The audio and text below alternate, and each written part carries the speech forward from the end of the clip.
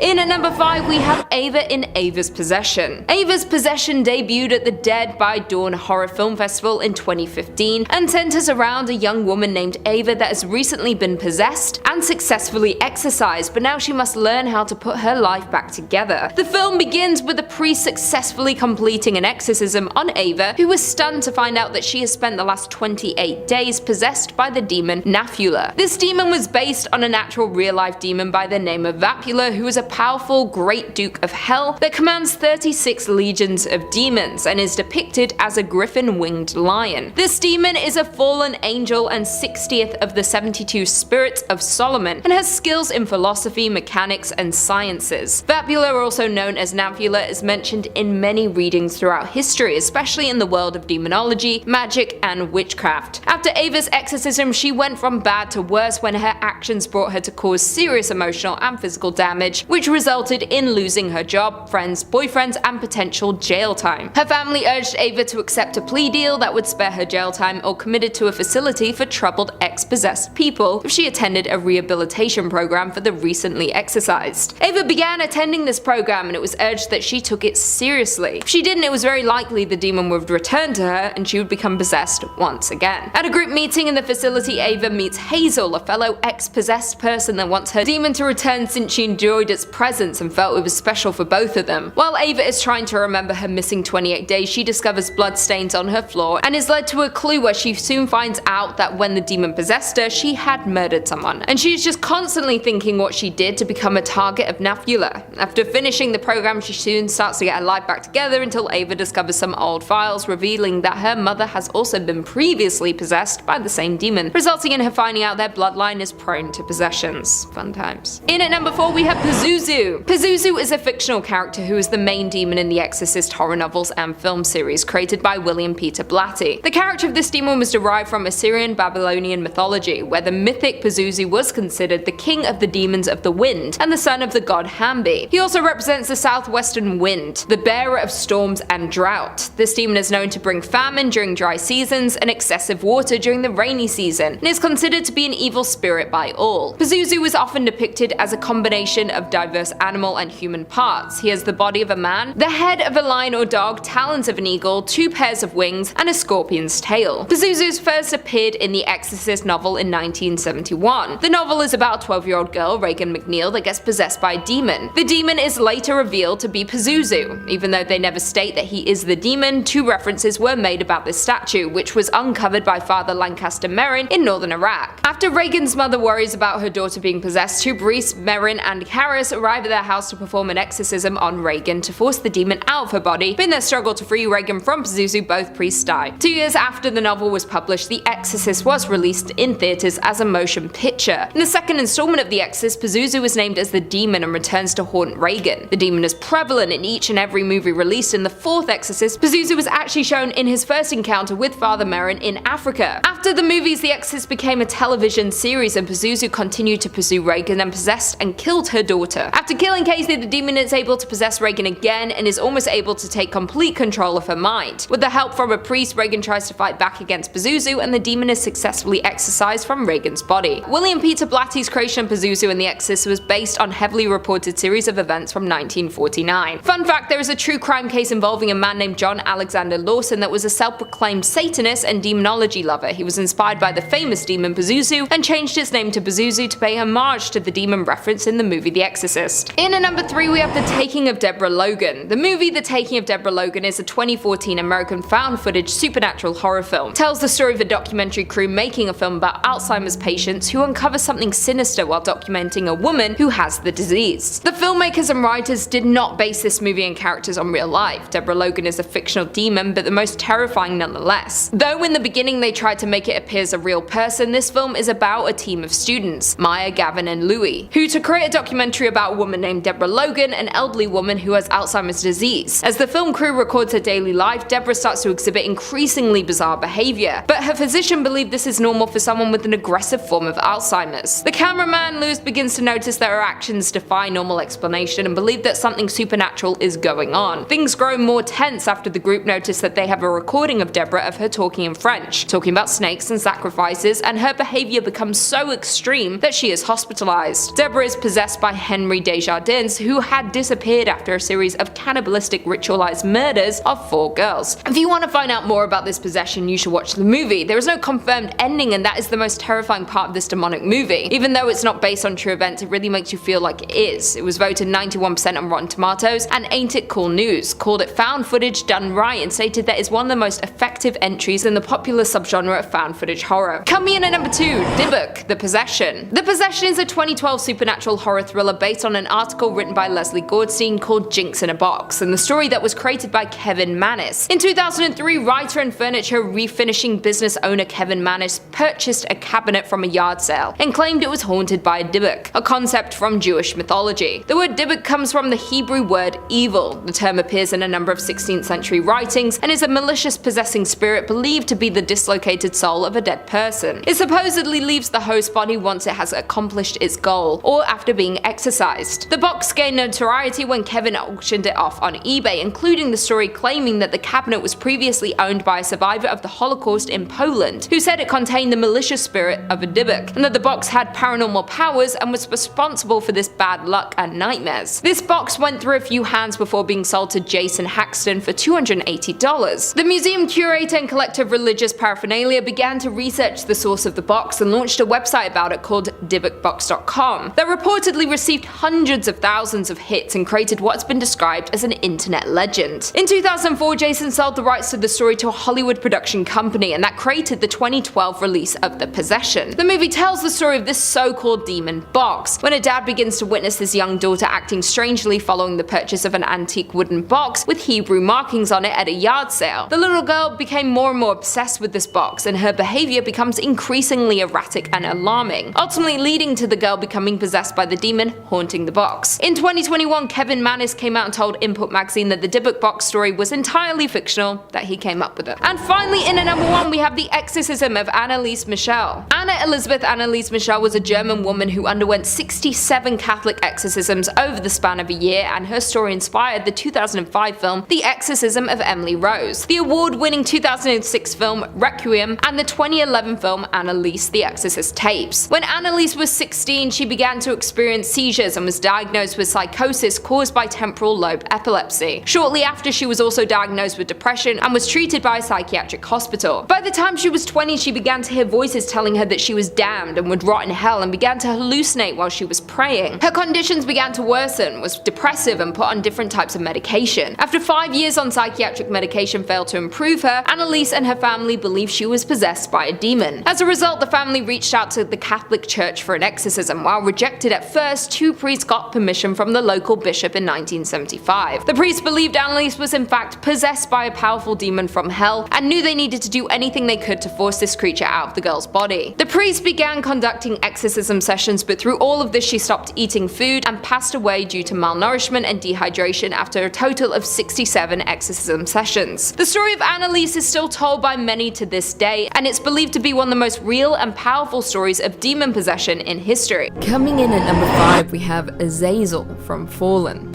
Azazel is a fallen angel whose evil influence led to the total corruption of humanity. Isn't that fun? Due to being the leader among the fallen angels, the Jewish Book of Enoch commands its readers to ascribe all sin to him. His description has varied throughout history, with him originally being one of heaven's angels, a gloriously beautiful man with wings on his back. However, when he was cast down to earth and became fallen, his beauty became corrupted, in turn taking on a demonic appearance. Once cast down to earth, he became a leader of the Grigori, a group of angels who married mortal women and produced a line of monstrous children. He then began teaching evil to humans, teaching mankind of warfare and the art of deception, before finally teaching us about witchcraft. Now, Azazel has had a big screen appearance in the 1998 crime drama Fallen, which follows homicide detective John Hobbs, who witnesses the execution of serial killer Edgar Reese. However, soon after the execution, the killings begin happening again. In the movie, Azazel evilly outwits Denzel Washington's character, with it being revealed that Azazel's true power is being able to jump from host to host with a passing touch. Coming in at number 4, we have Beelzebub. Beelzebub is a Semitic deity that was worshipped in the Philistine city of Ekron. He is often linked with Satan by Christians. In demonology, he is one of the 7 princes of the underworld. In Christian writings, the name Beelzebub appears as an alternate name to Satan, and like I said, is commonly described as a placed higher in the underworld's hierarchy. According to occultist Johannes Wierus, Beelzebub is the chief lieutenant of Lucifer, the emperor of the underworld, and presides over the Order of the Fly. Now, throughout history, there have been confirmed reports of Beelzebub here on Earth, with one of the last hailing from France. It began in the early 1600s when a young nun called Madeleine began having fits, shouting obscenities and making claims she had engaged in lewd sexual acts with demons and witches. It was ultimately decided that she was possessed by none other than Satan himself, aka Beelzebub. The possession only worsened from there, with them being forced to bring in Sebastian Micheli, the local Grand Inquisitor, to aid in an exorcism. Coming in at number 3, we have Payment from Hereditary. Payment is a spirit named in the Lesser Key of Solomon and is one of the kings of Kinistan, more obedient to Lucifer than most others, and has 200 legions of demons under his rule. He is said to have a great voice and roars as soon as he comes, speaking in this manner for a while, until the conjurer compels him, and then he answers the questions he has been asked. Payment teaches all arts, philosophy and sciences and secret things. He can reveal all mysteries of the earth, wind and water, what the mind is, and everything in between. However, although what he may offer is knowledge, this does not make him good. His depiction in the Ari Aster movie Hereditary should have taught us this. He is a duplicitous demon and perhaps one of the most devastating entities found in modern horror. In Hereditary, Payment is summoned as a cult ritual by the deceased mother of Annie, played by Toni Collette, who is then forced to protect her family from Payment's persuasions. The evil demon first targets the daughter Charlie before going after the son Peter, and of course Payment invades the body. He commits unspeakable horrors that horror cinema hasn't been blessed with in a very, very long time. Coming in at number 2, the Cenobites, Hellraiser. To quote the Hell Priest Pinhead, explorers in the furthest regions of experience, demons to some, angels to others. And that is the perfect way to describe the Cenobites from the works of Clive Barker. The Cenobites are extra-dimensional beings who appear in Barker's works such as The Hellbound Heart, The Scarlet Gospels, and the 9 Hellraiser movies. It is said that they can only reach Earth's reality through a schism in time and space, which is opened and closed using certain unearthly artifacts, one of course being the puzzle box called the Lament Configuration. To quote Clive Barker in The Hellbound Heart, why then was he so distressed to set eyes upon them? Was it the scars that covered every inch of their bodies, the flesh cosmetically punctured and sliced and infibulated, then dusted down with ash? Was it the smell of vanilla they brought with them, the sweetness of which did little to disguise the stench beneath? Or was it as the light grew and he scanned them more closely, he saw nothing of joy or even humanity in their maimed faces, only desperation and an appetite that made his bowels ache to be voided? The Cenobites all have horrific mutilations and or body piercings, and wear fetishistic black leather that often resembles butchery garments or religious vestments. Now, aside from their grotesque physical depictions, the Cenobites are terrifyingly potent. They come from a disturbing labyrinth where sadomasochism and torture rule.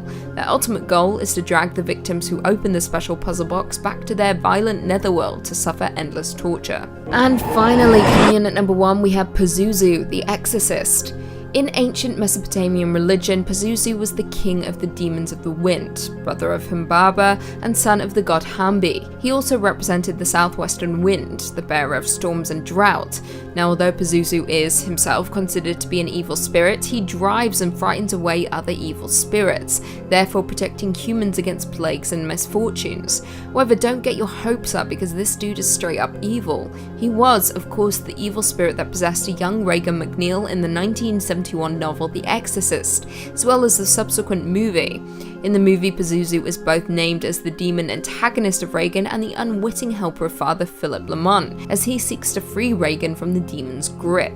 It should be said that no cinematic demon has ever been more potent or terrifying than that of Pazuzu, aside from maybe the red tongue-licking demon in Insidious. Not a fan of that one, not a fan at all. Now in The Exorcist, Pazuzu finds its way to the US after being discovered during an archaeological dig in the Middle East. There it infiltrates the body of Regan, with the intention of subsuming her soul. Lovely stuff, isn't it? Pazuzu in turn makes Regan commit some unspeakable acts, such as stabbing herself with a crucifix in areas that we won't mention here, and of course attacking her own mother, before aggressively vomiting up green pea soup. And then of course the infamous scene of Regan spinning her head 180 degrees. What a lovely sight. This 1973 Best Picture winner is still one of the highest grossing films ever made.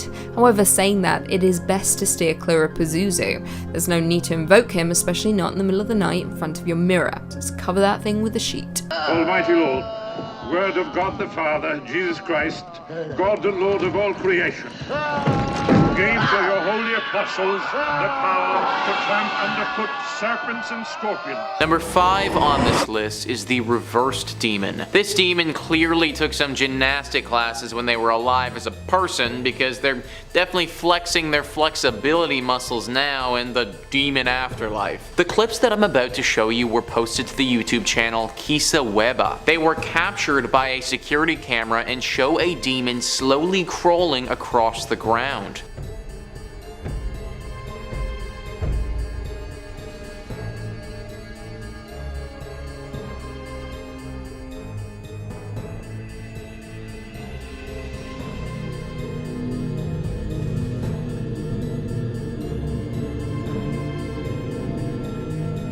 So as we can see, that demon is just slowly meandering along, minding its own business. Now, you may think that this is the end of the story, but it's actually not, because that thing was caught on another security camera in the area a little bit later. Let's take a look at that.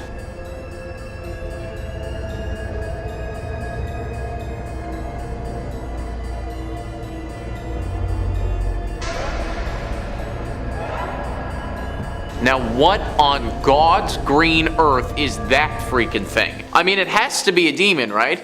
Like, what the hell? Its face is clearly all white, completely inhuman. And now that we can fully see the way that it walks, we get a clear sense of how demonic it actually is. I think the biggest question that comes up through all of this, though, is what is it doing and where's it going? Fingers crossed that whatever it was doing doesn't concern any one of us. Number 4 on this list is Kubyshev Square. Back in 2015, a video was uploaded to YouTube from an account named D-Man Operator. The video is only 50 seconds long and shows someone getting chased by a demon or monster in Kubyshev Square. Let's roll 30 seconds of that clip and see what you guys think about this demon.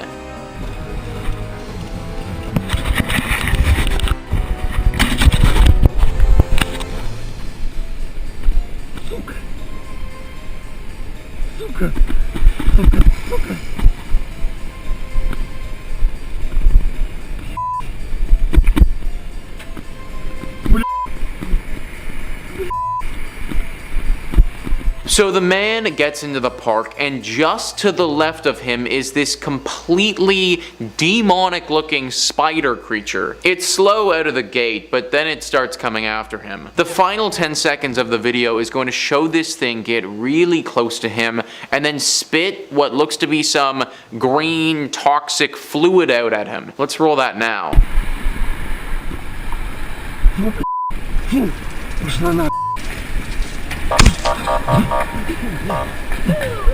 So yeah, let's put it this way. Whatever this thing was, it definitely isn't human or any sort of animal that we're aware of. Now, can I say for sure that it's a demon? No, I can't, but I can say that it definitely looks very dangerous. Watch your back, everybody. This thing came after this dude in broad daylight in the park. And finally, number 1 on this list is the Hallway Demon. This next video was posted back at the end of 2020 and shows somebody getting into a very close encounter with what looks to be a dangerous demon.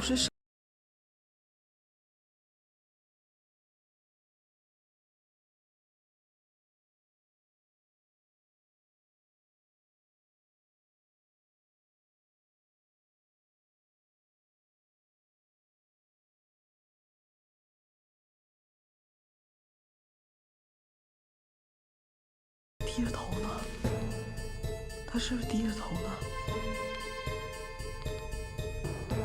Yeah, so if that's me, I am getting the hell out of there, folks. I don't care what I think I know about demons or how many freaking boxing classes I've taken in the past. I am not sticking around to see how I'd fare against something like that. Also, let's face it though, the person filming was going through a totally abandoned building that had rumors of a haunting. They pretty much knew what they were getting into with this one. Still though, very scary nonetheless. Jumping in at number 5, we have Belial. Belial, whose name in Hebrew literally translates to worthless or yokeless, was canonized as the leader of the Sons of Darkness in the Dead Sea Scrolls. If you didn't know, the Dead Sea Scrolls are an ancient Jewish text discovered in 1947, which are believed to have been written before 400 BC and refer to a wide host of demonic beings. Seriously, it's spooky how much they name drop them. In these scrolls, Belial is described as both the king of evil and the prince of darkness, which has led many to believe that Belial is a pseudonym of the devil himself. Belial is also known as the Lord of Lies and the Master of Deceit. Many texts refer to Belial as a devious figure who utilizes fornication, wealth, and pollution of the sanctuary to get exactly what he wants. However, in the Satanic Bible, Belial's name is suggested to translate as without a master and symbolizes independence, self-sufficiency, and personal accomplishment. It begs the question, whose side is Belial really on? Coming up at number 4, we have Surgat. In Latin, Surgat literally translates to rise and is the physical manifestation of rebellion and opposition. His angelic opposite is Aquiel. To be honest, Surgat is a minor demon and is pretty weak sauce compared to some of the guys on this list. But the thing that makes him pretty terrifying is his brush with a particular pope. Written between 1150 and 1227, the Grimoire of Honorius was written by Pope Honorius III with the intention of being specifically used by a priest. Pope Honorius was obsessed with the thought of Satan invading the mortal realm, and so began preparing the Catholic Church for a war. He wrote down his findings in this forgotten grimoire, which wasn't unearthed until 1760. Honorius began his training by purposefully summoning demons, and then banishing them again in a sort of weird, spooky, demonic boxing session. It proved quite effective, and the Pope soon started to get a handle on the armies of hell. He'd write down the name of each demon he fought and leave an elaborate explanation of their strengths and weaknesses. Kind of like a Pokédex, but for demons. That is until he came face to face with Surgat. All that was written in his section of the grimoire was that Surgat is he who opens all locks. That was the last demon that Pope Honorius noted down in his book. Makes you wonder what happened, eh? Next up at number 3, we have the Great Duke of Hell, Berith. Also referred to as Balberith, this guy is a pretty formidable dude. Known in the Infernal Dictionary as the Great Duke of Hell, Berith commands 26 legions of demons and is a pretty big player in the fiery depths below. According to Aleister Crowley's illustrated Goetia, those that attempt to speak with Berith soon learn that he's a formidable liar. Crowley refers to him as speaking with a clear and subtle voice, and is a liar when not answering questions. To speak with Berith, the conjurer must wear a silver ring and hold it clearly to their face in respect to the Great Duke. If not, Berith will consume the conjurer for not sincerely paying their respects. Berith is often depicted as a soldier, dressed in red clothes, riding a red horse and wearing a golden crown. His main function is to corrupt those that crave power, and is often found lingering on both sides of a war. In 1612, a nun from Aix-en-Provence was possessed by Berith. During the exorcism, Berith gave up his own name, as well as the names of all the other demons possessing her, but also the names of the saints who would be most effective in opposing them. That guy loves a good fight. Bringing it up at the rear at number 2, we have Pazuzu.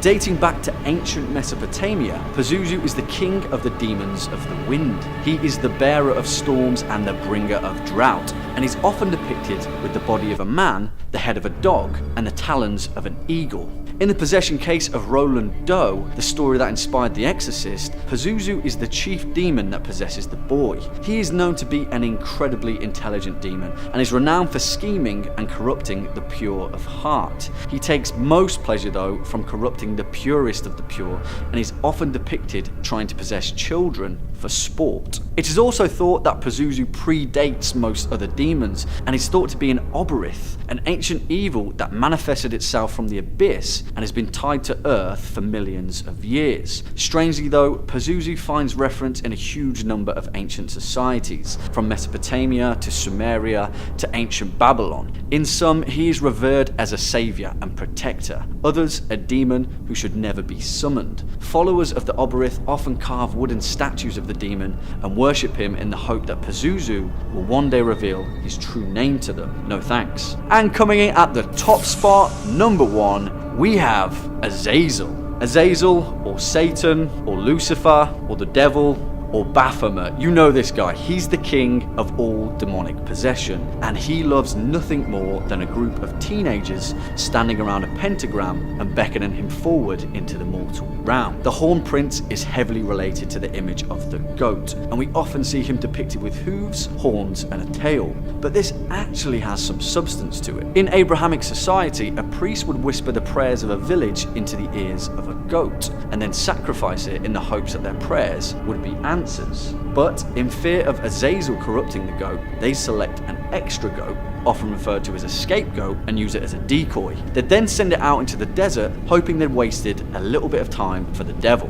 Now, we all know that's probably not the case. He's a tricky one. In the Dead Sea Scrolls, Azazel is referred to in the Book of Giants and connects him with the story of the fallen angels. In this, he teaches men the art of war and also teaches women the art of witchcraft and painting the body.